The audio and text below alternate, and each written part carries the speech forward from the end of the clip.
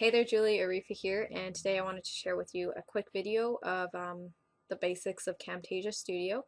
A lot of it you can figure out on your own, but I will give you a mini tour, quick and easy on how to get started recording and shooting videos, and also how I make my cool backgrounds for my videos as well. So here I opened up to Camtasia Studio. In order to record your screen, you hit the record screen button, and then this little window here will pop up. My bad, here we go. So you'll have the webcam option, the audio option. You can edit those individually to your webcam audio, and then you hit the big red record button to record your screen. Next is you mentioned that you wanted to cut in like a cut screen. I don't remember what you call it right now, but you can easily do that by importing your cut screen into the working area here. So this big white box here is the working area. So I'm going to show you. You have a video, you recorded it, you stop, you come up to the produce and share screen, and then you produce it as an MP4 with a video. You could do it high or low resolution, whatever you need. And once you save it, it's either going to save as a camproj, so it's basically just a Camtasia file, or you can save it directly as the MP4 video. So once you go ahead and do that, then you can import the media into Camtasia Studio, where you can actually edit it, cut it, delete it, film, whatever you want to do.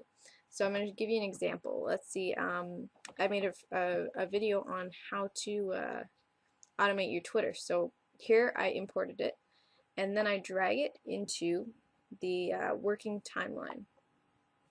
So you just drag and drop. Then it automatically will put it in. You hit OK to keep all the dimensions on default.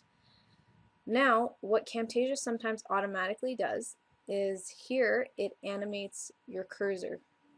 Here. So sometimes what it'll do, it'll zoom, it'll make things look bigger, magnify them, different things like that. I'll show you an example here. So if I play my screen.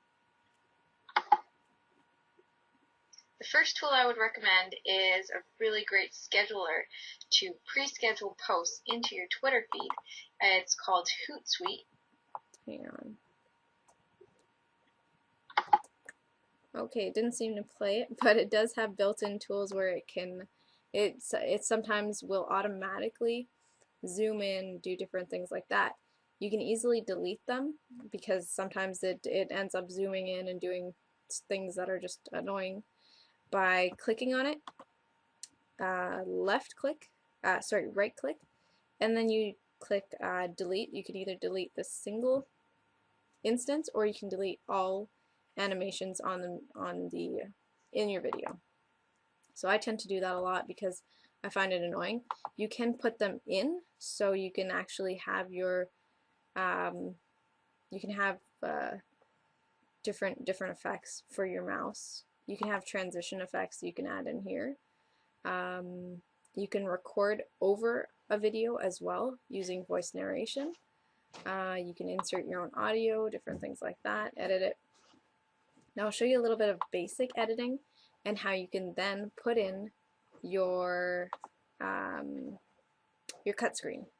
So you go back to the clip in, and let's say we want to put in a cut screen right here, random spot I chose.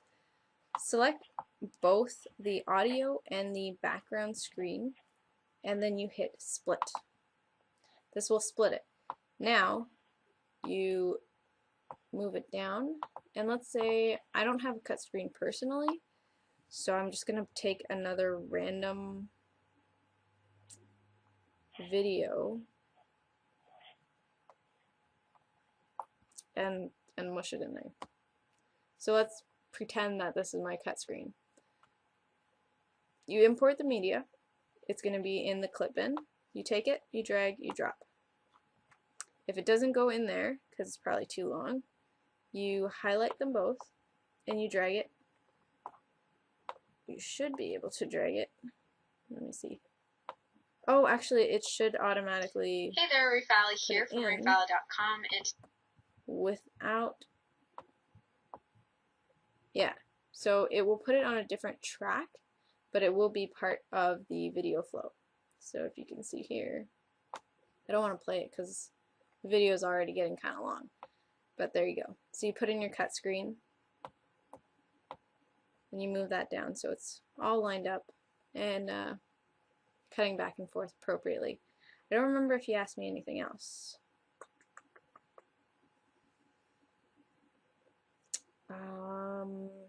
You can add different things to it too. So let's say you wanted to add an arrow. Boom, there you go. You can have it fade in and different effects, things like that as well. So you fade in, fade out, different things. And you can edit how long the arrow stays there for. You can also add text. So the easiest way to add text is you can add another callouts is what they're called.